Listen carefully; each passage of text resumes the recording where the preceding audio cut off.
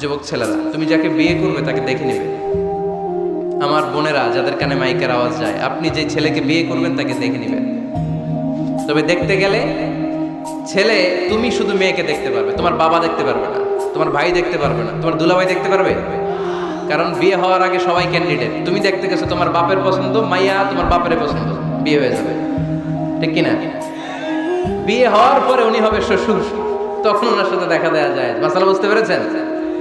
এজন্য বিয়ের আগে একে অপরকে দেখে নেয়া, জেনে নেয়া, এটা সুন্নাত। কিভাবে দেখতে পারেন?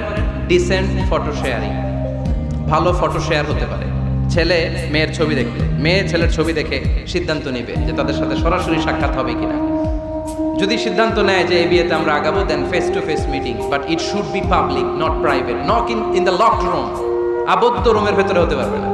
কারণ আবদ্ধ রুমে যদি কোনো বেগানা নারী আর পুরুষ থাকে, সেখানে দুজন থাকে না, ওই কনফারেন্সে তৃতীয় আরেকজন যুক্ত হয়, তার নাম শয়তান, ঠিক কিনা?